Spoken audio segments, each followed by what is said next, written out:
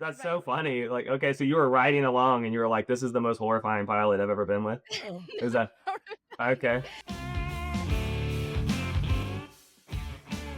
Hey everyone, welcome back to another episode of the Onigirianco podcast. I almost forgot the title of my podcast.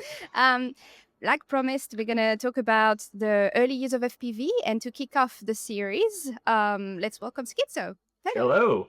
Yeah, How are you? I'm good. I'm doing good. I'm really not good at these. I haven't been in front of a camera in a long time, so unless it's like a meeting, and so usually those I get to hide. Yes, Um, and you just had a meeting. I pulled you off I did. work. Hmm. Yeah. Yeah. Yeah. Ironically, gosh, there's so many things to talk about. I feel like, but and sometimes it's hard to articulate, kind of get it all together. But yeah, I started a private defense company actually Oh, about 2 years ago, and okay. so yep, and so we're doing a lot of DoD work, defense work. So I write a lot of my background is entirely software engineering. So I used to work on video games.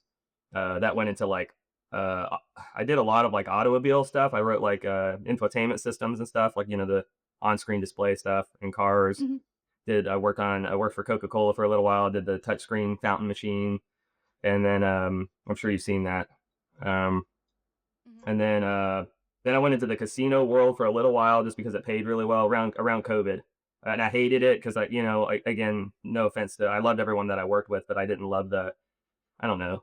I felt like we were kind of like making all of our money on, like on people's problems. You know what I mean? And so I didn't love that aspect about it. So I did that for about 2 years. And then someone came to me with a problem that they were having in Ukraine. And so I basically Rick and Morty'd like a platform in my garage, and then it started beating like all these other companies. And yeah, they kind of blew up in my face. And so here we are, doing meetings all the time, and yeah, Yeah. have employees and all that kind of stuff. So it's weird, but it's fun. Oh, Yeah. yeah. You like it? Oh, I love it. Yeah, I love. Um, I always wanted to be an artist, and so and I'm terrible. I can't even draw a stick man practically. And so that was kind of my way, I guess, of entering the artistic world, was like using my brain to make like do things. Mm-hmm. Um, so yeah, I do like creating solutions, I guess, to problems. Yeah, Uh, it's like kind of interconnected sometimes, that kind of like left right brain. yeah, They yeah. yeah, because your Uh, creativity can be used not just for art, it can be used for problem solving. sure, Exactly. sure. Yeah, and to me, I think there's no greater thing that makes us human than making something, like creating something. That's like I think one of our best gifts, other than loving, right? But I think even animals can love, right? But I think one of our most important things that we can do is create things, like being able. I don't care if it's like cooking something or building a chair or making an art piece. Like being able to just make something from your brain is just a really powerful thing, and one of the only things that we can do, that other species can't do. So That's so um, true. When did you realize this? Because me, it was a late realization, that kind of thing. I started realizing that probably in my early 30s, because I was like, ironically, it came to play when I was in the dating world. Like I was online dating and going on dates. This is funny, but I was going on dates and stuff, and I was like talking to people, and like you're getting to know people, and I realized there's a lot of people that don't do that. They never found like the thing that they're good at, beyond, I guess, like their job, because like one of the important things um to me was always learning, like always getting better at something, always like learning something new. Is like another gift that we have, right? Is being able to learn. And Mm-hmm. you'd be amazed by how many people are very boring in the world. It's insane. It's insane. Like I just go out to on a date with this girl, and she just have not. She's like, yeah, I work, and then I go home and watch Netflix, and I'm like, cool. I like to do that too. But is there anything else that you're into? No. It's like, okay. All right. So there's a lot of people like that, and some Mm-hmm. people that's okay.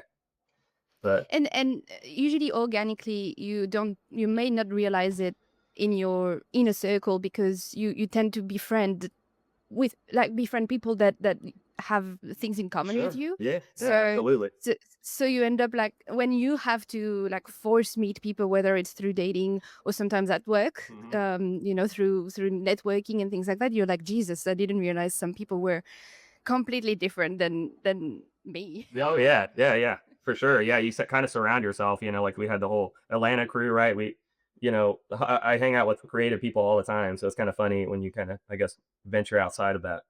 Anyway, but yeah, that circles back to where I started realizing that. It's like, huh, um, Yeah. I like to Yeah. create things with my hands too. Mm. So And it is very important. There's been research done about how when we actually do things with our hands physically, it triggers something in the It's brain. amazing. Yeah, that it's that is actually we're made for it. Like it's I don't 100%. want to.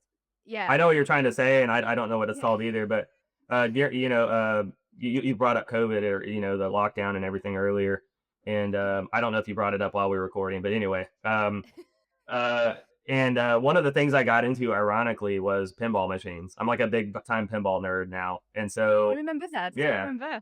And so it started off like I'm always like that, right? When I first, like, my buddy was like, "Here, play pinball with me." And I met him like somewhere, and I was like, I always thought that it was just, you're just hitting the ball around, like hoping for the best, right? And then he was really good, and he's like showed me, like, that there was a skill aspect to it. And whenever I know there's a skill aspect, I am in. Like, I'm like, wait a minute, and so I got super into it, and now I restore like old ones. So I actually go around and find, like, I get a kick out of finding an old machine that was neglected and just kind of thrown away and making it brand new again. And so I Wow. love working. I love doing woodwork and any kind of electronic stuff. So I do the full restore process, painting and everything. So, but Wow. that's like I just turn on my Bluetooth speaker, jam out, and I'll just go to town on a machine, and that's like my It favorite really thing is to do. amazing. Hmm. Yeah, and I only got to play pinball really late in my life, Hmm. like physical ones, Me because too. when I was a Yeah. teenager, I was obsessed with the Windows player pinball. Yeah. Oh yeah, yeah, yeah. I remember that. Yeah, Yes. that's so funny because when I was a kid, I'm older than you, so when I was a kid, the arcade scene was like blowing up, and pinball was Mm. phasing out. So I didn't pay no attention to pinball machines until literally around COVID, ironically. Mhm. So What about arcade? Do you also try to I buy don't machines do for this? too much of that. I just don't. Maybe I will get into that. There's just so much. Mhm. Um, Yeah. but I got up And to a very large collection, and so I ended up selling a majority of them to museums and stuff. So wow. yeah. And so I'm actually interested in this. So what does it take the process of finding a pinball? Like where do you find them, like the machine, and then how do I you feel like store it? I feel like nobody's interested in this at all. That's what's so funny about this conversation. Um, first of all, I know people, so I've been in like doing it for a while, just like FPV, right? You kind of have an inner circle or people that know you and stuff. So typically they come to me and they'll be like, "Hey, are you interested in buying this? We found like some, I don't know, someone bought like a house and it had a pinball machine in it. They just want it gone. Like some kind of that will happen. Or I found one, some furniture company bought a storage locker and it had a rare gem in it, and they were like, "We don't know how much it's worth." I was like, "I'll give you 1,000." And they're like, "Sold." And it was worth like 10 grand, and so Yeah. just stuff like that would happen. But yeah, Facebook Marketplace. There's actually a website called Pinside, which is like, Mhm. inside pinball, get it. And Mhm. they do people sell them on there and stuff. So yep, And so I'm asking because it's my podcast, so I do what I want. that's right. You People do will what you want, and everyone else shut up. Yeah. if they want to fast forward, they can. Hmm. But like, so you receive one of those pinball machine, and you do a diagnosis first. You look at what's working, what's not working. Is there like brands that Of like for course. example, with these instruments, you have Yamaha, you have like Yeah. Gibsons. Yeah. So how do you? I'm an Is there? encyclopedia with that stuff, which is like really funny. I can tell you, like, when I see a game, I can tell you when it was built, who built it, and how many were built. Just about almost. I'm almost Rain Man when it comes to that stuff. I don't know why, but yeah. So yeah, there definitely are like certain titles that are obviously that, like, you can tell. Like, I just immediately know, like, if it's worth restoring, for example, because some games, like, nobody, some pinball machines nobody cares about, right? Like, Mhm. and some of them are like, that's going to sell immediately as soon as I list it. So yeah, there definitely are big players, especially back then. And what's cool is one of the big players back then was Stern Electronics, and they're still around today. They actually build. They're in Chicago still, and they still like Oh. build all the the popular ones now, all Mhm. the new stuff. So it's cool that they're like still around and still ran by a majority of the same guys, like 80 something years old and still making pinball machines. Super cool. Wow. Um, Yeah. but um, But yeah, anyway, that was one of my other random expensive hobbies that I started for no reason whatsoever, and it led Which down is a road. fun. Yeah, But I kind of chilled out now. Now I just kind of like, if I ever see a good deal, I'll go pick one up and restore it, and that's fun to me. So Yeah. Do you feel like you have a tendency sometimes to, for a certain amount of time, go full in yes, and it's the only thing that you're obsessed, and then after a while, it doesn't necessarily disappear, but it just calms down and you're on to the next yeah, thing? I was ADD a majority of my life, and so I don't know if that's where that stems from. But yes, I 100% get like obsessive about something, and then it always my obsession always goes from one thing to another. It's never like multiple things. Mhm. So I can, yeah, basically obsessively focus on one thing and then I'll lose interest. Hell, I mean, FPV was kind of, like that too. I lived, breathed, and, ate it. Right. So, Mhm. Yeah. um, and, so yeah, I absolutely do that. I have ADD and OCD and all that stuff, but thankfully I'm able to channel it in positive ways. So, Yes, that's the key, isn't it? And sometimes it takes it takes ages to realize. You said earlier that you realized certain things in your 30s, and I think that's also when you realize most of the things because your cortex is not finished until you're 25. oh, really? And then yes, Okay. for any human, our brain doesn't finish like its full form, its final form until we're like 25, 24, Yeah, 26. It's area. And then I feel like you have a few years of figuring it out. And then when you reach 30, 31, you're like, oh my God, I realized so many things about myself and sure. my weakness and my strengths. So it makes sense, that it took time Yeah, to work it I out. think that's important too for I think, because I think, I don't know if it's different in Australia or France or whatever, but here it's super, important. We're kind of, what is the right word for that? We're kind of raised in the sense of like as soon as we graduate high school, get married and have kids and stuff. And I really Mhm. think 30s is when you should be doing that because like at least, like late 20s because like I really do think it wasn't until around I was 30 that I was like knew what the hell I was doing, really. Mhm. I knew what I wanted Yeah. to do and I had, interests and stuff, but I didn't really know who I was. Mhm. Um Yeah. and so yeah, anyway, so hopefully that trend is changing, but also, I don't know. Yeah. Can you remind me, like, how old were you roughly? Like, were you in your 20s or I don't want to 30s or talk about 40s? this. I'm so old. All right, I anyway, know, but yeah. when you were doing FPV, that was in which decade, like, of your life, God, how old was I? roughly? I think I was Like, 36. yeah, okay, I yeah. was So 30. you I think already had, I was around that. yes. So Um, you already had started realizing like your obsession. So you were fully aware that you were, 100%. Oh yeah. yeah, yeah. I love it though. Actually, I honestly think that if I didn't have that obsession and I wouldn't have been where I was, I wouldn't have, you know what I mean? Mhm. Like you almost Yeah, kind of have to channel that to succeed in things, I think. You have to really want yeah, something and really be into it. yeah, Um yeah. How did you find out about it initially? I was working a job at High Res Studios, this company that they made a game called Smite that was really big. But I was working there, Mhm. and this was like I want to say this was like my first. I had worked contract jobs a majority of my life, like 1099, like just self employed essentially. And that was my first W-2 job. Was like working. I was working at this like studio and, that was when I was like, that's also when I got into telescopes and stuff, and we can go down that road, with another conversation, but, I was on YouTube and Metal Danny popped up. I don't know if only old school people will know who Eddie Metal Danny and I was sitting there and I don't know how I don't know if I was searching for it or it literally just kind of popped up in my feed because you know how you can go down those like alleys of YouTube and you're like, how did I get here? And it was him ripping. I mean, he was in like an old blackout, like ripping through the woods, and it was just like trees ripping by. I mean, this is super old. Like, it had to been 10 years ago now. And I was just sitting there like, and then I just started doing all kinds of how do you get into this? And back then it was like, there wasn't any kits, there was nothing. You had RC groups, and that was literally the only info that you could get on this stuff. And yeah, that's kind of yeah. The long story short was it was on my lunch break randomly, and I was like, I can buy toys and I can learn how to solder. Right? I had no idea what I was getting into. I didn't even know how to solder or anything. I remember I was like, should I buy like some old piece of electronic to practice on? I had no idea, nothing. And now, it's great now because there's so much stuff, to help people get into it. But back then, yeah, we had nothing, and that was ironically when I ran into steel, was like right around that time. Yeah. Um, Yes.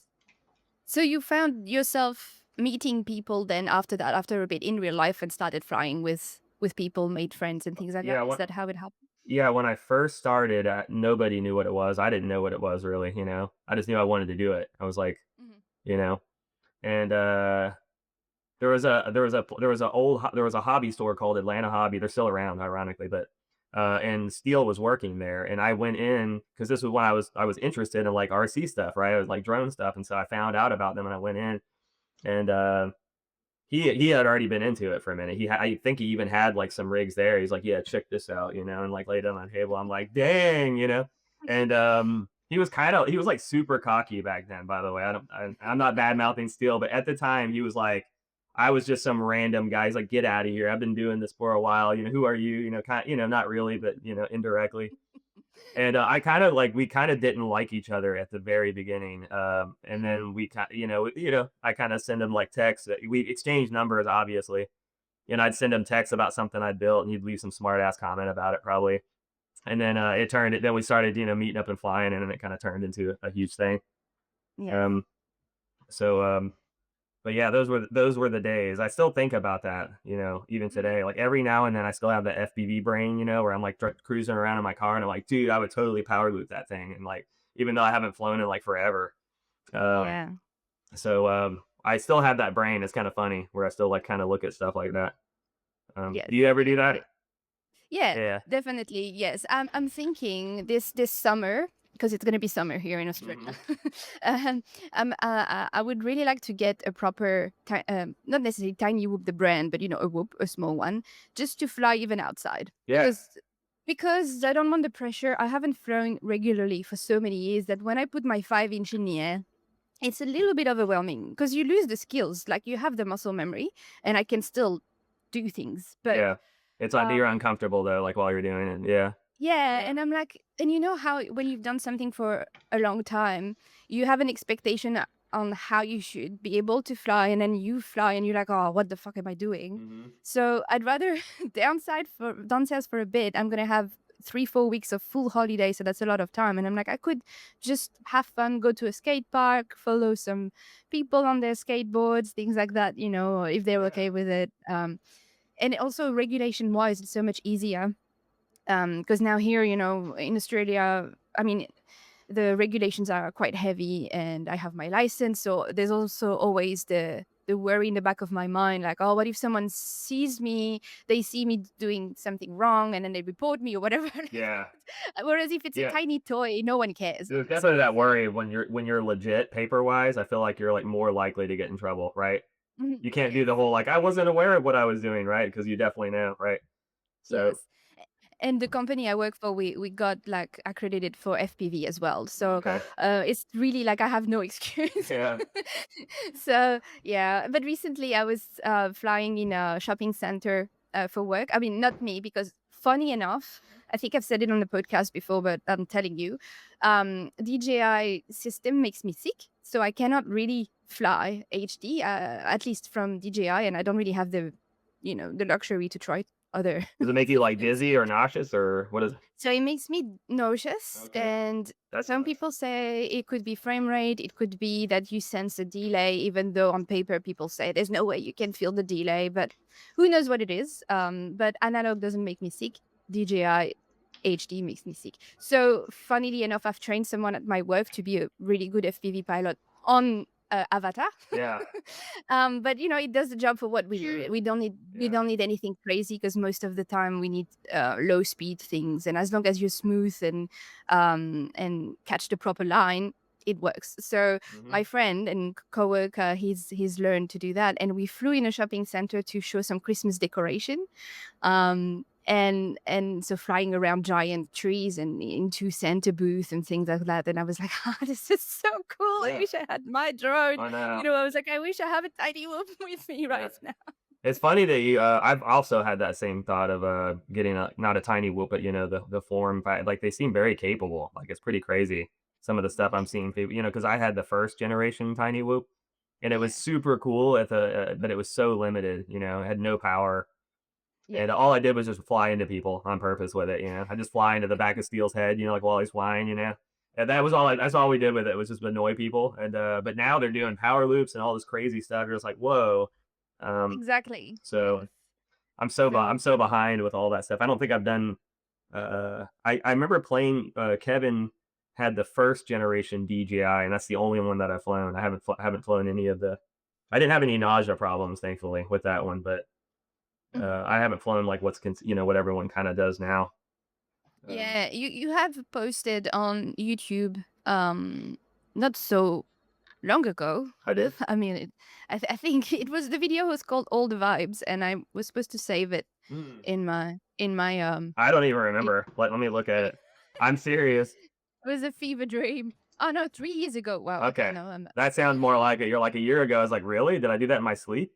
Um, yeah, maybe. that sounds more accurate. 3 years. Yeah. Yes, yes. So that was your last, at least, uploaded flight.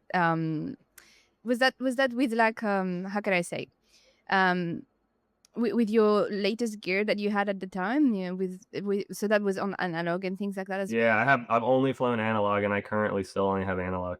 Other than, like, Yeah, work obviously, I played with digital with work and stuff, but, yeah, um, uh, yeah. So I yeah. kinda wanna play with it. There has been a little bit of excitement on the tech side. I'm like, "Ooh, I kinda wanna see, like, can I see those ghost branches now?" Because everyone says, Mhm. you can see, like, everything now, but, I haven't had a chance to actually, like, do it, Yeah, at least for yeah. freestyle and just, like, toying around. Every now and then, I'll fly one of my, big like work rigs and do some like rolls and flips, and everyone's like, "What are you doing?" I'm like, "It's cool."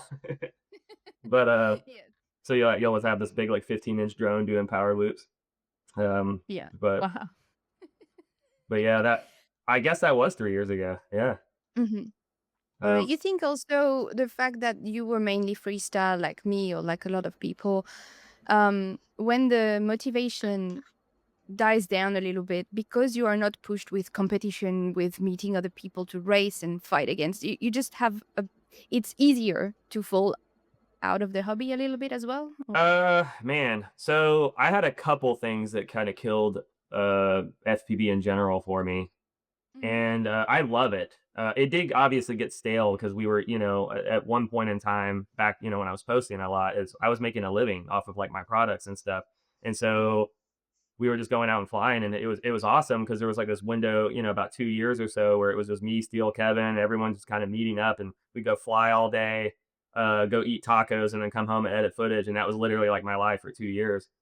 Um, and then my father passed away. It's gonna be really hard to talk about this. And, Okay. that kind of, killed a lot of my motivation. Hmm. Yeah, So, that makes sense. It's a big event. hang on, I'm Like, not gonna get teary. I'm good. We're good. Every okay, time I bring it up, it's I'm totally normal, and then as soon as I start talking about it, I get, like, tight-throated. Uh, it's normal. but anyway, so yeah, he passed away, and that kinda changed the trajectory of everything for me. Because he was kinda like he was like the only person, that I looked up to impress, like, he was the guy that I always wanted to impress and make proud, and, like, once that's taken from you, you Mhm. just kinda don't give a shit about things. So Yeah. yeah. Sometimes, and sometimes this thing, when you lose a relative, whether it's a parent or even a friend, Mhm. it puts a lot of other things in your life in perspective. Sure. You have a big introspection moment that can last for months Oh, you yeah, yeah. on. So sometimes you're just like revisiting your priorities. Yeah, yeah. I mean, for me, there was a little bit like, so yeah, it was like losing my father was like that had a huge impact on like it wasn't even just like FPV, a lot of stuff it was affect, like my work performance was Mhm, going down. I didn't want to be around anymore, for a while. I definitely went through, mhm, we thought you've dealt with depression, that black hole that you can go into. And so it took me a long time to kind of get to even to where I'm at now. But it wasn't just that. There was also a lot of like people were doing a lot of GoPro smoothing, like the hyper smoothing and all this stuff. And I kind of came into FPV with like there was a little bit of an art form to make a drone fly smooth. And mhm, like being able to get really good at tuning it, just like knowing the craft. And when hypersmooth came around and everyone just makes smooth footage now or smooth footage now, and it just kind of made it more stale. And I know that you can, it's I don't know. that kind of made it a little uninteresting as well. I'm not saying that's what killed it, but that did kind of put a little bit of it's like, oh well, just everyone is smooth as me now. so and I realized I'm not that great of a pilot. Maybe I don't know. Um, but that kind of put a little bit of a an effect on it. But I'm kind of getting at this weird stage where I'm like, I kind of want to get back into it a little bit, and I always have every now and then I'll be like, oh, I should do it, and I'm like, and so I don't know. Every now and then I'll hear like a song that I really want to fly to or something. That will happen too a lot. And I'm like, man, I could totally fly to this and make a dope video, and then I just don't. So, but I do want to. And to anyone, if I might be listening, I do have people that leave comments on my YouTube videos still, and they're like, please come back. I still come back and watch this. This helped me get through a lot and all that stuff. So that also sometimes gives me, it's like, man, maybe I should, come back. But yeah, I think the major thing was I was just going through a loss, and it was really tough to Yeah. process it for a while.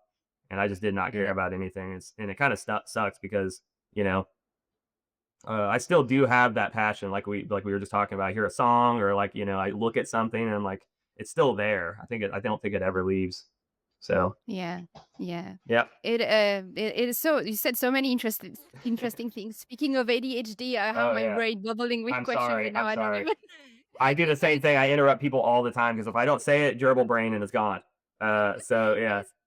go And ahead. I was like, now I cannot think of one question, but I had like 10 in a row earlier. That's um funny. I'm sorry. I can remember one now. The hyper smooth thing I can sort of relate. Not that I ever, you were one of the top pilots at the time when I was flying, so I'm not saying I was at that level, but I can see what you mean by being a bit like, now it's more about the footage than the skills. But my question is, now that that feeling has gone and time has passed, wouldn't it be rewarding anyway if you were flying for yourself, knowing that 100%. what you see in the goggles is smooth in the first place? And I agree. I think that there might even be a potential like evolution to maybe my flying because of that. Because like I really think when you kind of lift that burden of I need to perform or I need to do this and I need to do that, and it's just flying for me, it might Mhm, be And also when like you don't care. Like I don't care if mhm, someone likes this footage or not. I really think that you might potentially shine, and I also don't care. I'm not trying to make a living off of it either. Back then, we were trying to, it was all blowing up, and people are, trying to make a living and stuff doing it, and mhm. a lot of times we didn't know what the hell was going on. Um, but yeah, there's so many things to talk about. It's so funny. Oh my god! Yes. At Like when the speaking cops of, called me. yeah. Did you know about that? Me and Steele got arrested, and was Kevin arrested too? God, I can't even remember. No, I don't know about that. Yeah, Steele called me and was like, "Bro, you might have a lieutenant showing up at your house soon." And I'm like, what what's going on, Shit.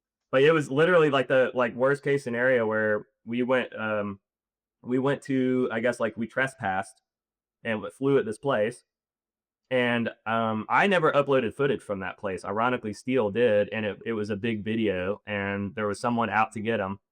And yeah, like we got arrested for a place that we flew at 3 years ago, at the time. And so, yeah, I didn't even know what it was about. I was like, "What are you talking about? I don't know what this is about." I was like, "Oh, I was in that blog. Thanks, Steele."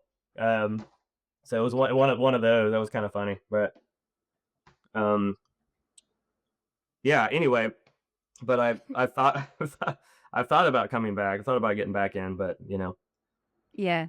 It is I will interesting. if You you see will. what? Oh God, pressure's on. Yeah, Now, that's right. now people are gonna be like, you have to. Yeah, Well, you have to post, and then I'll if post. if Tiny Whoop counts, then I'm game. Everything counts. Yeah, everything counts. Yeah, it's all artwork, Um, right? Come on. yes. Um, The other thing that you mentioned is music, and I actually have never heard any of my other pilot friends mentioning that aspect of I hear this song and I'm like, that would make such a good video in flight. And I feel I never thought you had that as well. So yeah, do you I never. I always listen to music when I fly. I never. Mhm, Steele was always. He always liked to use. He always liked to.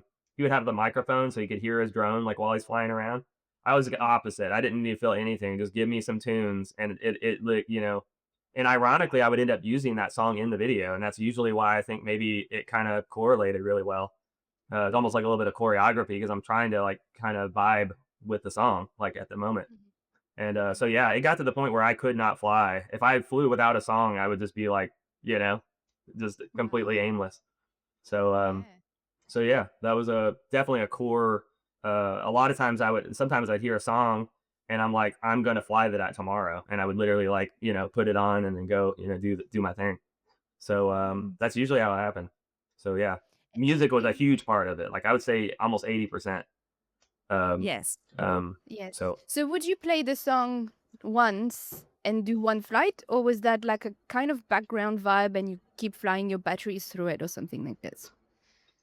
I've done a little bit of both. I've definitely done like because the problem is sometimes I'll go up and I might have a plan, like I might have a little bit of like an idea of what I want to do, and it doesn't go as well, and you crash, right, or something. So then, yeah, sometimes I'd restart the song and kind of and do it again, or sometimes I just have it playing in a loop and just kind of fly around and do my thing. Mhm. But Mhm. the idea though behind it is it may not be like exactly like when I'm at that point in the trick, it may not be at that exact same spot in the song, but the soul is there. Of the song is there. So Mm. um, and I did think that played a little bit of a role. I don't know how many people did that, to be fair. Mhm. Um, so yeah, Yeah. yeah, music is a big part of it. Um, Yeah. and Well, you're a musician as well, aren't you? Like, oh you play. gosh, I wouldn't like. I don't want to call myself a musician, but I do play piano. Yeah, Yeah. but I have not played piano in probably 5 years. Mhm. Just have not had time, and I hate to say that, but I do want to start playing again. Yes. But I'm not going to Yes. call myself a musician. Okay. Um, because when you hear real musicians, right? You're like, am I really a musician, or am I just someone that's banging on keys? Like, you know, Yeah. it's like, Yeah. could you train a monkey to be better than me? Probably, um, but I yeah, don't think so. but yeah, I have created some songs. Yeah, I definitely get in that zone sometimes where I'll create, I've created music, um, So and you're a musician. Just shut up. not a good one. Then let's just say that. Oh my god, Jesus. Yeah, Um, and you are too. You're a musician as well. You sing. I know you sing. I've seen it. I've seen yes. it. Yeah. Yeah. Well, we're all like, let's say we like music, but Sure. also we play music, and it helps, it influences what we do. And it was interesting to hear your take on how you fly, and I mean how you used to fly, your process and things like that. I remember watching you, to this day. I still say, in a way, you're the most terrifying pilot I've ever watched in Really? real I life. have not heard that. Okay. Because No, you had never flown with Kevin then, apparently. I haven't. So, Okay. Yeah, no, Kevin was but horrifying. I watched a lot of people. You might not. Well, I have to explain what I mean by Okay. this because Yep. Elaborate. obviously Uh, I've watched people flying erratically. Like actual dangerous people. mhm. I've watched racing pilots, which is Mhm. pretty amazing. I've watched Steel. I watched Snake FPV at the time. Mhm. Um, and but what I mean I watch is real life, right? So I was able to connect my goggles to your VTX, and I need to find the That's right so word. funny. Like, okay, so you were riding along and you were like, "This is the most horrifying pilot I've ever been with." Is that okay? Terrifying. The Okay. way that, because I didn't expect it. So when I was watching your YouTube channel at the time, you were uploading regularly, so I would be familiar with your video, and you have the music and you have everything, and people knew you and still know you if they still watch your channel as a very flowy pilot. So you have the Sure. flow and you Yeah. pick line, Mhm. but somehow in real life, It's not it that. is it is no, it was really good, but it is more scary because I would watch you and you're committed to a line and it's freestyle. So sometimes you think, oh well, if he has to bail at the last second, he will, but you don't, and then you don't crash either. And so I remember the first flight, I was like, okay, I'm gonna watch him now that I tuned in. I didn't breathe for like 3 minutes. That's funny. Okay. I wish I knew what this flight was. I can only assume it was when you were here. And Yes, yes, it was at the was it at the at the stables? no, it was at the go-kart track. Oh, okay. Yeah, Yeah. gosh. Yes. Okay. So I was like, "Oh my god!" It is what I want to say is, in a nutshell, it is impressive to see your flying in general once the music is added and uploaded to YouTube. Sure. But to me, I was extremely impressed for real, like watching you in real life in real time, Okay. because Maybe. you expect you to be.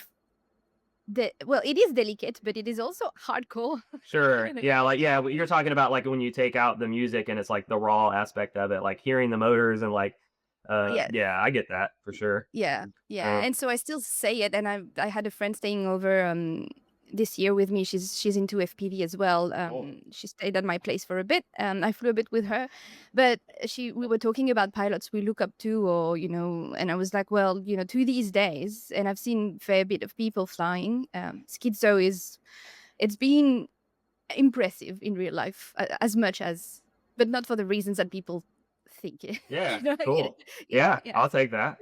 That's a compliment, right? This is a compliment? Yes, Okay. it is. Because when you started, it sounded like you were terrifying, and at all times I was scared for my life. Um, No, surely I I wasn't was that sketchy. Yeah. I was scared for the drone. Yeah. Okay. When you're like, oh my god, yeah, it's a great memory. Good. So I mean, it was fun. I remember. Yeah, I remember you coming here. It was so cool. Uh, Yeah, yes. that's only happened a few times where like people, because I was watching you too. Like I obviously knew who you were before you came. Mhm. And it's so cool when that happens. Chad Nowak as well. I used to watch him, and then all of a sudden he's like here in front of me. It was like really cool, like to have that happen over the years. Yeah, Um, yes. Well, funnily enough, we were excited at the time to come visit you and all the people in Atlanta because somehow the Atlanta FPV little group that you guys had was known everywhere. I don't know how that happened. Yeah, You don't know why. I guess it was because we were the first ones to really do it. I guess, right? I mean, I think so. Yeah. it's not that we're like better than everybody else. It was some for some reason it turned into like the breeding ground of FPV. Mhm. It was Yeah. interesting. Because there was you, Steele, Kevin, Johnny, Will. I mean, not Will, Wild Willie. Wild You Willie. guys, I was gonna bring him up because you're in Australia. I was like, do you hang with him? Do you know he's over there?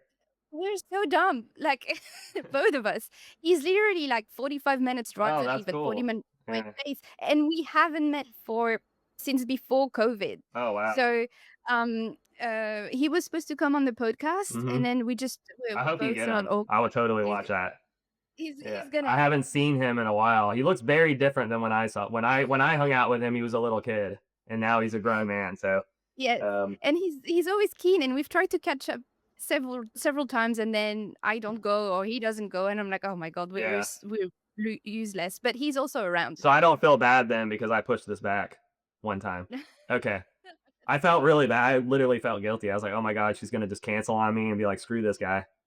No, Um, not at all. okay, good. But yeah, hopefully you get to yeah, he's a cool dude. Yeah.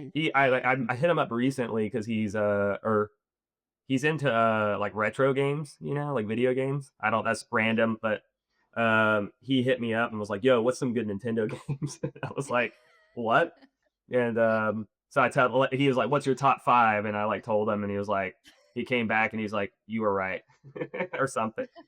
And that's it. That's the interaction I've had with him over the probably like the last 8 years, other than occasionally catching a glimpse of a photo or a story he uploads.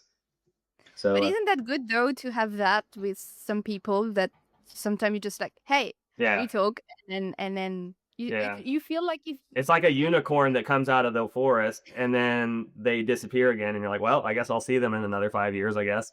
Yeah, yes. that's what. Yeah, there's a lot of people to do that. To be Yeah. fair, but Oh, yeah. Is that a good or bad thing though for you? What do you think about I that? don't know. I try not to read into it too much. I think as we become adults, our priorities shift, and you have different friends and different things going on that I don't know. I never get like butt hurt when I don't keep in touch with people like all the time. And if they Mhm. come out of the woodwork and reach out to me, I'm super cool with them, and then maybe we'll have another interaction. Um, And yeah, I that don't makes but sense. what I don't like though is what I have a couple, old buddies that, I hadn't talked to them in 5 years, and then they text me like, "Hey, my computer's not working. What do you think it is?" And it's like, "Bro, like you're gonna reach out to me and ask me, for help on something, and I hadn't heard from you in I don't know how long." So, I usually cut those Yeah, people off, but yeah. This is different. completely Um, different. Yep. and sometimes I don't know if you've ever heard. You mentioned you had ADHD for a long time, and I still I don't have know it. if it's Oh, yeah. treated now No. or yeah, I I don't know never what it treated is. it. Yeah, unfortunately. But there's something called object persistency. I don't know if you've Oh, heard about no. it. Enlighten me. S- So it is not just a trait of ADHD. It's also in autism. It's pretty much for every neurodivergent Interesting. brain. Okay. And object persistency also apply to people, but object persistency, as it is named, is, for example, um, I'm going to put this headphone somewhere, and then I'm going to do something else, and I'm completely going to forget that they're not charged, even though I was meant to charge them until I see them again. So when I don't see the object, I completely forget about what I was supposed to do with it. I definitely Which definitely can do that for sure. so that's a very Um, basic yeah, thing. that's a basic example. Yeah. Yeah, it can be you're at your home, you open the fridge, you're like, I need butter. You close the fridge, you go do your groceries, and you come back and you still haven't bought butter. 100%. Yeah. No, that's probably a superpower if you want to consider that because I don't know if it's part of that, but also getting older potentially. But I do that all the time where I'm like, I need to run upstairs and get something, and I get up there and I'm like, what? Why am I here again? And then I'll go back down the stairs and then realize, like, oh my god, So I have really bad short term memory. Mhm. So I almost have to like write stuff down, or it's just not going to happen. Um, Yes, but yeah.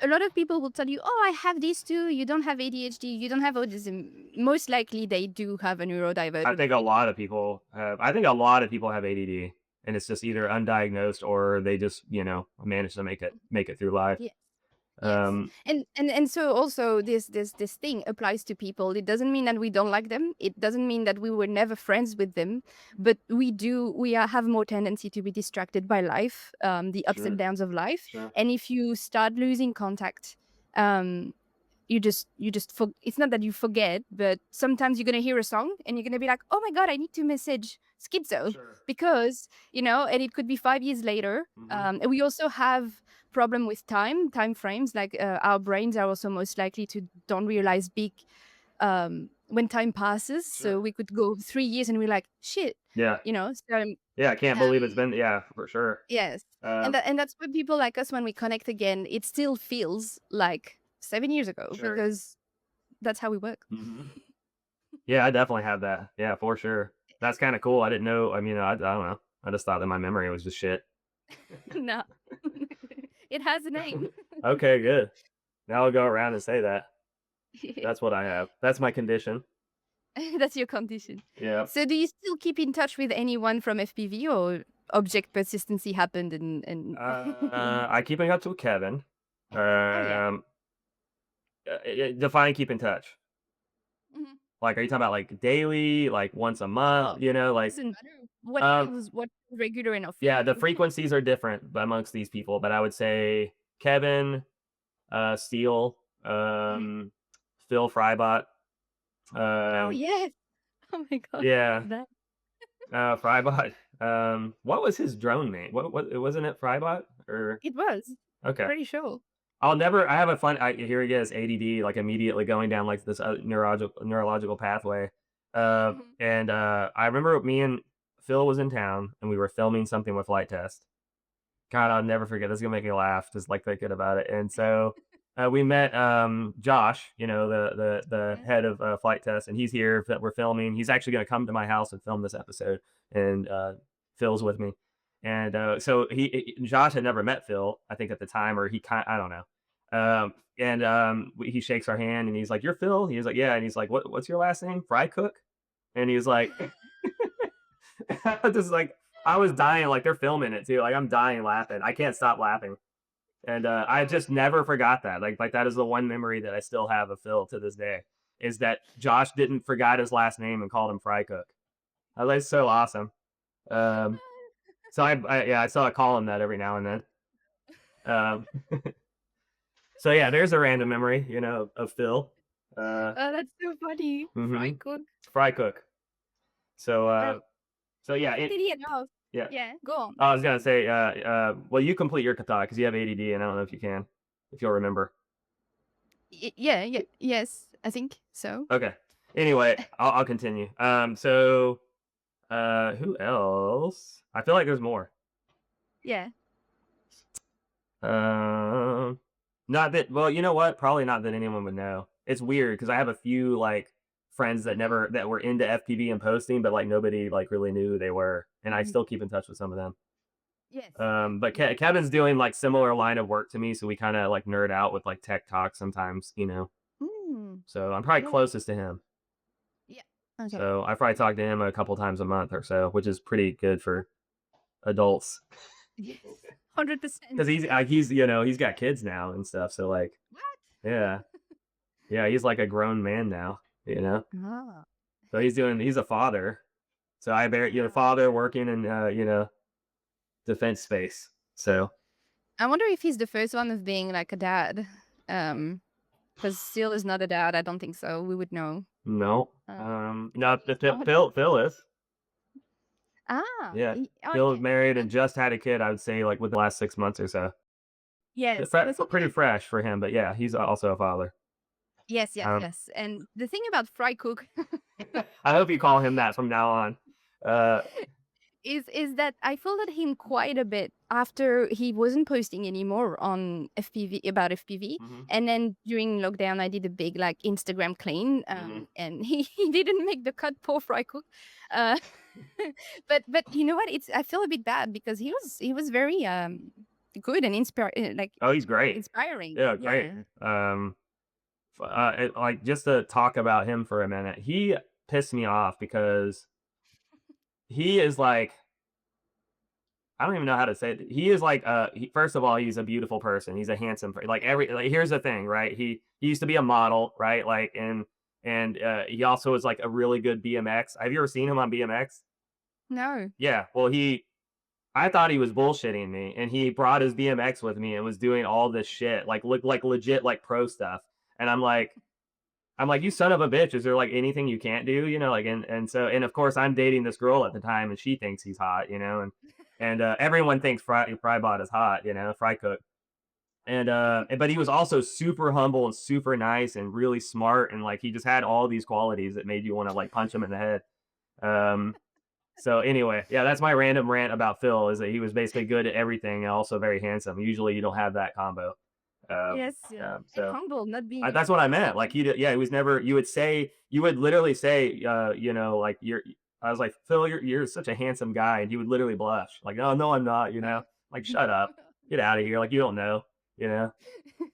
Anyway, so yeah, Uh, that's my random rant about Phil. Is I had a lot of respect for him. He was really good. Again, really smart, humble. Like he just had every quality that you would want in a human being. mm, He'd get cared about people. mhm, I don't know. Cool dude. mhm. Fry Cook. Look him up. Right, but maybe Fry bot. I'll hit him up. Yes, Yeah. because he's German, isn't Yeah, he? he's German. Yeah. I'm gonna have to show you a video. I still have an old video of him, Mhm, of me and him. It is so funny. But I can't. mhm. Well, yeah. Anyway, I'll send that to you. It's so funny though. The only video I do remember consciously of you being with him and other people together is it's on Rotor Riot channel, I think, or Steel channel. Sorry if I get that wrong. And it was the game of Quad, but KWAD, and you guys had to do like I was in challenges. that. And I think so. Oh gosh. No, I You probably might. was. No, I probably was. I just don't remember. I could my memory. You know how it goes. Sometimes memory's twisted, but that's definitely a video No, I I definitely remember. remember it play. I just didn't know I did it with him. Yeah. Oh Okay. yes. Okay. Okay. I think he was in it. You know what? I can double check because No, the he other probably video. was. Yeah. Yes. And also there's another video that I remember of you being with Rotor Riot is when Sharpu explains that you always have to remove the props on your drone before you plug it to your computer. Otherwise, it goes in your face. It can go in your face. Yeah, that was a And I problem that could happen back then. They obviously fixed that. Yeah, yes. It's one of my favorite FPV video of all time because it's just so genuine and a real problem that we were all terrified of at the time.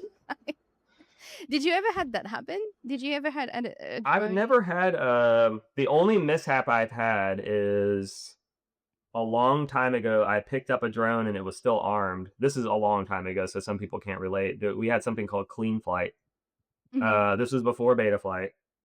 And it had this is before air mode existed. So back then, Yeah. and I don't know if you remember my F3 Expo video, the one that like arguably like made me popular. Mhm. Um, Back then we were on clean flight, so I don't know if you when I'm flying around, there's a concept of like if you go too low on your throttle, your motors stop. And Yeah. so you would have to actually get good at like managing your throttle. I just mentally knew where that cutoff point was, and we would kind of emulate the air mode, right, where we could still manipulate the drone. Mhm. And I had done that. It was still armed, but it was all the way off, and I picked it up. And when I picked my drone up, and I guess I kind of tilted it a little bit, and I think the accelerometer like like spun the motors, and yeah, caught my finger. But it was nothing, just cut me and put a band-aid on it. But I've never had any. I've been around some shit, but I've never had anything happen to me. Ironically, knock on wood. What have you seen? Oh my god, I had. I have like photos and videos of a lot of this stuff. I wish we could share this with people, but I remember I flew this guy named Hector. His name was like Third Eye FPV or something. And we were going to fly at like this. I used to fly at this place. It was like a little barn and like a field. And he went out there with me, and he had just gotten into it. He had like a minion FPV. It was like that was a frame. And he had a kiss fire, like, I don't even remember the old Kiss ESCs, but he had a kiss fire like mid-flight, and it tumbled, and it created a giant, like, he was over there like rolling in it to try to put it out, and it ended up creating like this crater in the ground. And It was just, I can't even describe. I feel like I'm doing a terrible job explaining it. It was the funniest shit I've ever seen. And then I have to find footage of this stuff. I had one guy back when do you remember Immersion RC made their own drone? It was like had folding arms. I can't remember what it was called, but the Immersion RC made their own drone. And my buddy, God, what was his name? It's been a long time. I call him my buddy, but I'm talking to him forever. I think his name was Tyler or Trent or something. He used to come out there and fly with us. Ironically, the same spot. And he flew into his own rib cage. Like he was Oh. sitting there, and he just didn't have, like, he was sitting. I don't know why he sat there, but he sat like near the exit of the barn that we would rip through, and he like tried to do a roll and just went Mhm. straight into his rib cage, and he was like, ugh, and he was like, you could hear him like trying to breathe on camera because it knocked the wind out of him. And I'm like, oh my god! I literally crashed, like disarmed, because I thought he like killed himself. And Yeah. he didn't fly into himself hard, but it was still like one of the first like mishaps I think I was. But Mhm. a bad one was same guy, ironically. Oh, no. Same two people. Hector, the guy I told you about that caused the big fire. Just don't put them together. They were like good buddies. And so apparently Hector crashed in the field. Listen to the story. Hector crashed in the field. He went to go get his drone. I guess didn't tell Tyler. Tyler's ripping, and so Hector stands up and flies into the back of his head full speed. And so it split his head wide open, and like, had to go get stitches and stuff. Jesus. But yeah, that one was pretty bad. Um, yeah, I think is that the most of it? I think that's the most like blood stuff. Well, it Uh, would be. Also, the skull bleeds a lot, doesn't it? Like, oh yeah, there's nothing there. Yeah, there's nothing there but like blood and bone. Um, but yeah, that one was pretty bad. You could hear it too. It sounded like a baseball bat hitting a tree. Like it was, oh, it was that hollow, like, yeah, yes. it did not sound good. I was just like, oh shit. Jesus. But yeah, yeah. Other than that, other than like just exploding shit. I Yeah. have a funny story. I remember we were diving. We were at this place we called the Concrete Explosion. You would see all this on our videos. We called it that because it Mhm. was like a half built building that they never finished, and it was just scaffolding and random shit everywhere. And they had like an elevator shaft that they never finished. Imagine an elevator shaft, but it's just like a hole. Like you could dive down into it. There was nothing in it, but like the shaft itself. And I dove in there. I was the first one to dive it, and I crashed it. I didn't have enough pull out power. So I basically was like full throttle, and I kept sinking, and it slammed into the ground and caught on fire. And I ran in there, and this was also like a place that like homeless people like to poop and shit. So I'm like trying to like dodge, like, what did Kevin call it? Bum dung is what he called it. He's like, you're trying to dodge bum dung when you're running around. And it's a terrible name. And so I went in there and I grabbed it, and my battery like burned me. It basically shot all this juice all over me. And I was like, and I also cut myself too. So I had like battery lipo juice like in my cut. And so then I was like, is this bad? Because I don't know. So we literally had to contact poison control and like all this shit. Yeah. And it ended up being okay. They were like, just wash it or whatever. But it was a scary moment, because that was like, shit, did I just give myself cancer or something? Like what, because I don't know. Is there like a manual for if you get lipo juice in your cut, that I can read? Because we don't know, we don't know. I just know it's not good to smell when it's on fire. It doesn't smell normal. Yes. It doesn't smell like it's one of those. It's kind of funny how you have those like I work with some of these chemicals with like cabinets and stuff. And it's funny that your brain just like is like I'm not supposed to be smelling this. This is not like a smell that is like safe. And the Mhm, lipo burns are one of those. mhm, mhm. Anyway, gosh, I feel like we went down. There's my ADD brain going down another path. It's so good. It is needed for podcasts. I feel like you can just tell all the things Oh you love. gosh. Oh my gosh, that's so funny. Yeah. But Yeah. uh, Well, you never flew into yourself then. no. Have I come close to it though? I have hell recently. Yeah, I have. I've never gotten I've come like kind of close, but I had one of my defense applications that I made actually lost video at like, like a mile up. Mhm. And um yeah, I tried to like fly it down and I almost flew it into myself. Yeah. So It can happen. stuff like that, yeah, like, but nothing like on, just me being stupid and like just making them, like steering into Yes. myself on accident. I've never done any of that, but I definitely have hit a branch over my head or something and be like, whoa, I think we've all done that, right? Yeah. Well, Yeah, maybe, yeah. maybe like me for sure. Mm, yeah, no, when it ricochet against something, I had that in an abandoned with low ceiling house, and I Hmm. thought I was safe because I was flying behind me, Hmm. but I hit like an electrical cable. It pulled my drone up on the ceiling, and then it fell on my head. Oh, it actually landed on your head? Yeah, but disarmed because I Okay, always, as soon as I hate things, I am a person who disarms quickly. I'm not sure. one of those who keeps like, I don't do that so either. Yeah. yeah, so I disarmed, and then I had my hat, which is good, because people were always I was like, gonna "Why say you because the drone's still pretty heavy. Like even if it's disarmed, it's not gonna feel good. It Yeah. fell from maybe less than a meter, so that was Okay. okay, Okay. but But still, and the energy was dissipated because it hit the ceiling and then sure. fell on. But because I always wore a hat so my goggles wouldn't slip on my hair, I was kind of protected. I feel like if it had been straight on my Like skull, raw skull. Yeah. I Yeah. would Would have. not been good. Yeah. Yes, yeah, yeah, yeah. I Uh, mean, these things are a little bit dangerous. I'm surprised there's less incidents than that we hear, and I'm what great. 100%. Yeah. Like you would think.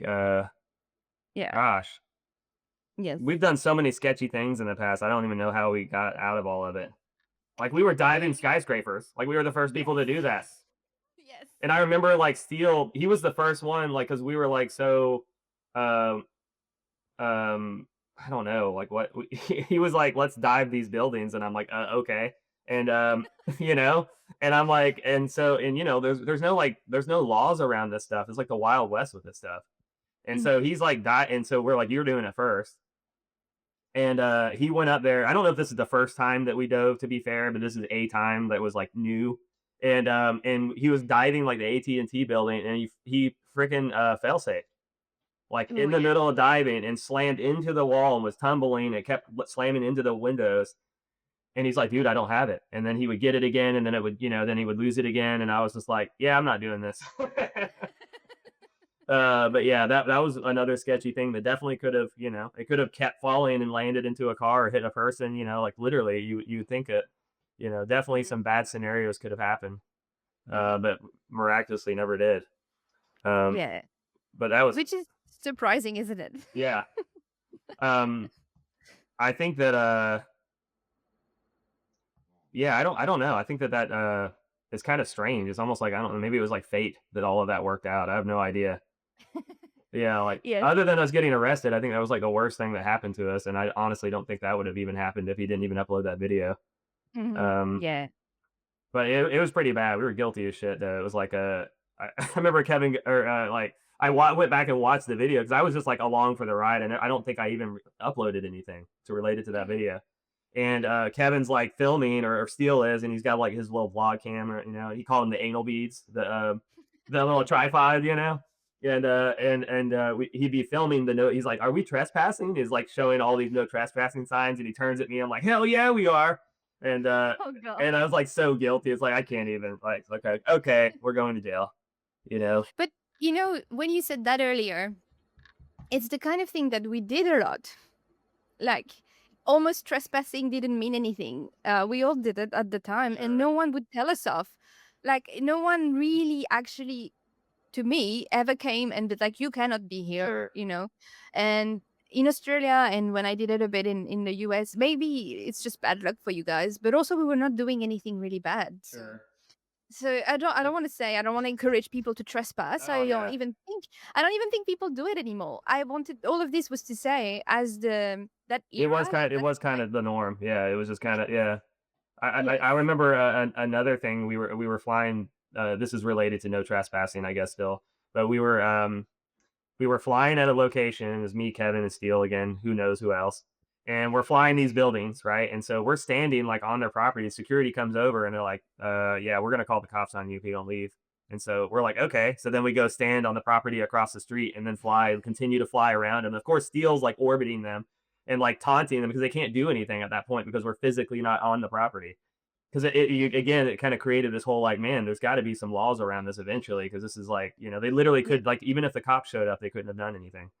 Yeah. So it was like one, and yeah, of course, Steele like, stirring up the pot all the time. He's like, oh Yeah. yeah, we'll take this, and like, Of and of course. course, Steele And doing full throttle ripping, like this. yes. And then, obviously, trying to be the devil's advocate and also fair at the same time. So we there was no law and we enjoyed it. And then that some people will say that's the reason why now there's so many laws. But honestly, I disagree. I think it is good that there's laws and rules now, but I think it was going to happen because with 100%. drones getting more and more popular, it's not because still a bit of two random dude on a car No, park. what it was I'll tell you this right now. It was your average everyday DJI pilot hovering over airports and stuff like that. That's what really made Yeah. the FAA come down hard and start regulating stuff.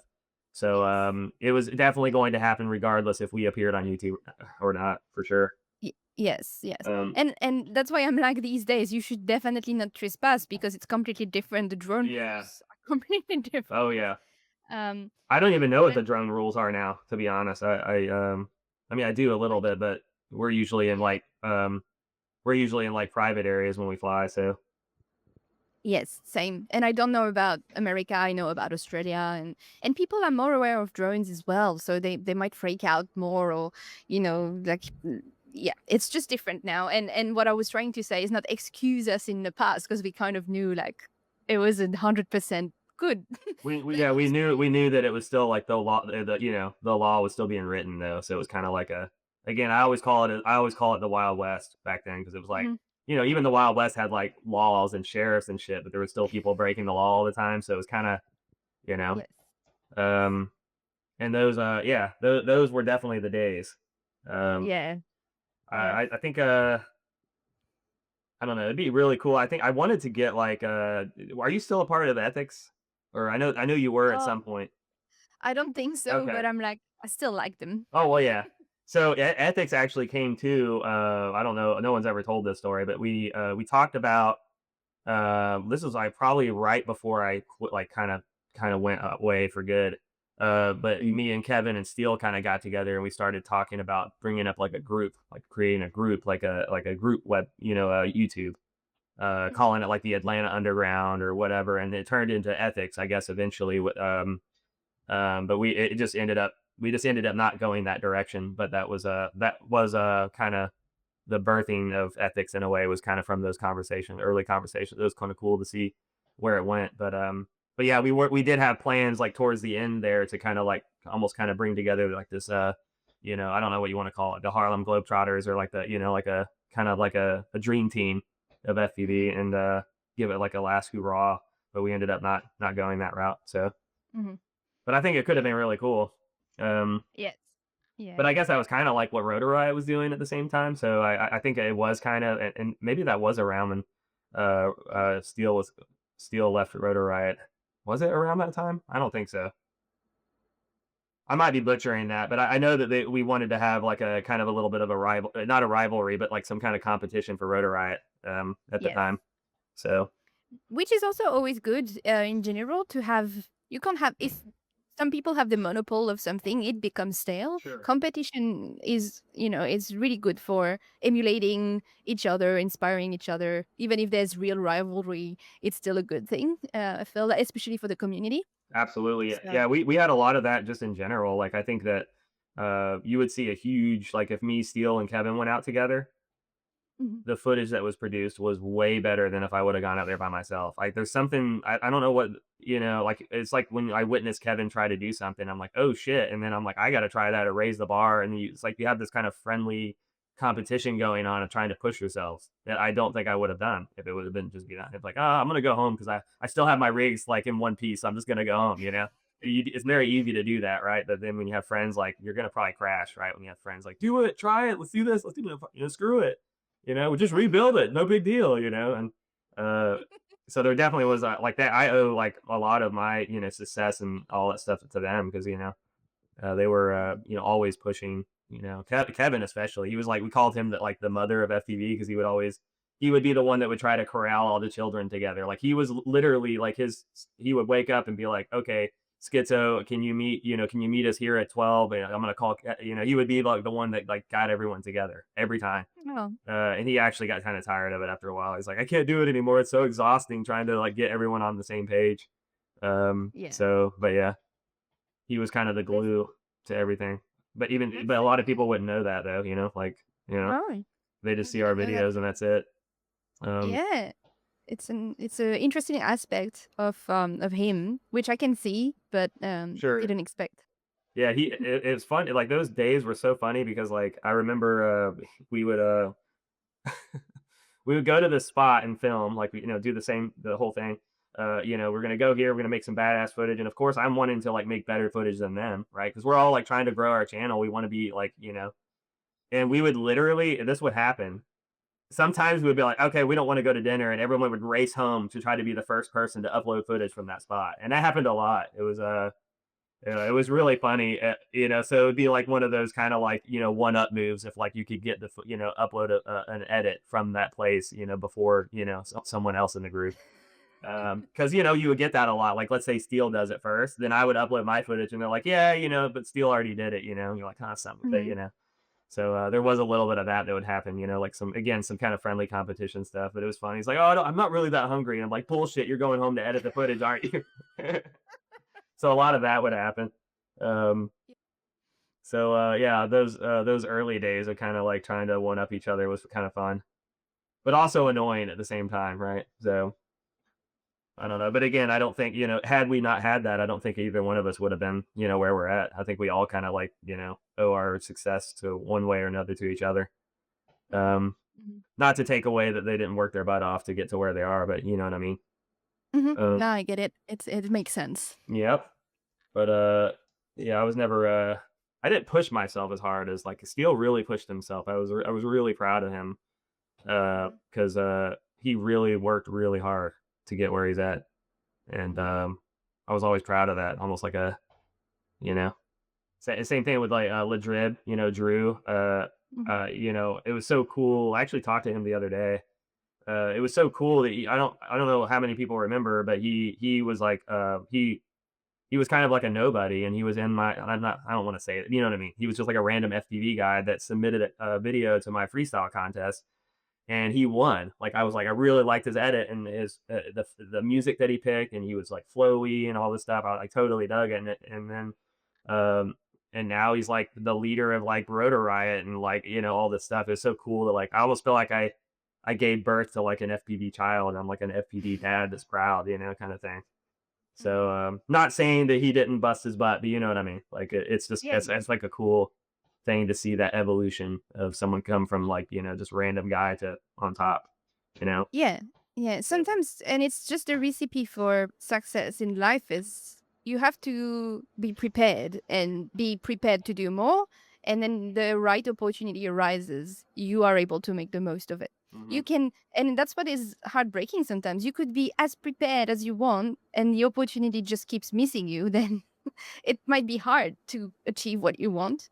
It's a combination of luck and your own personality. Yeah, But most of the time, when I talked about it with a friend recently, we said most of the time there will be an opportunity. If it had not been you, it correct, could have been someone else. correct, Because if you're hardworking, you're ready to see even this tiny opportunity, you might jump on it. And because you're hardworking, you're gonna make it a big thing. correct. I do think that there are, I call those like windows of opportunities, and I do think that, it's kind of interesting to think about. Like, let's like for a topic of conversation, let's take everything that we did, like this big FPV, like early generation. If we were to do all of that right now, Hmm. will we have been as successful? No, I think there's like Yeah. I think there's a right time and a right place for those things.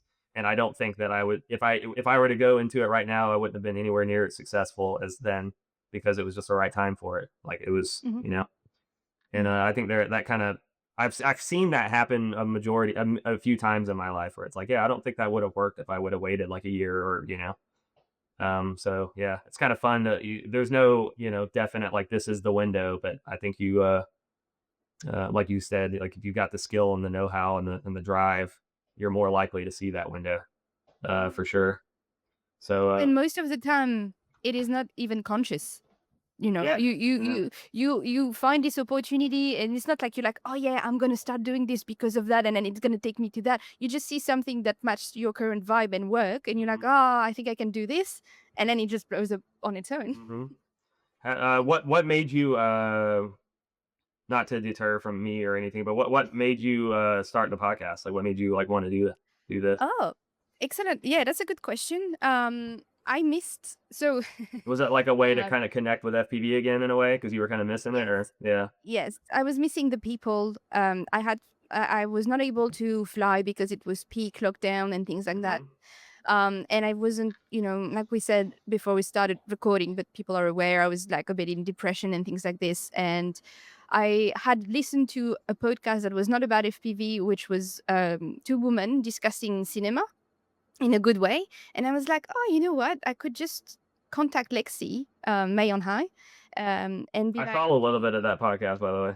Yeah, that was yeah, cool. Yeah, nice. yeah. So at the time, so back in 2020, I contacted her. I said, hey, I'm missing FPV, but I'm not necessarily missing the flying. I'm missing the community. And I said, what do you think about the idea of two women hosts who interview different people? So we just started just the two of us, and then starting having guests. And then I told her, hey, do you mind if she was happy with it being the Onigiri and Co podcast from the get go? And be my co-host, and then she knew that there would be some episodes I would do on my own and things like that. So that's how it happened, like Okay. inspired by another podcast that was woman led, and I was like, hey, why not just do my own. Like, it gave me confidence that I was like that I could do it. Yeah. And then connecting with people has always been a good thing for me. The reason I stopped flying is because I didn't really have people anymore to fly with.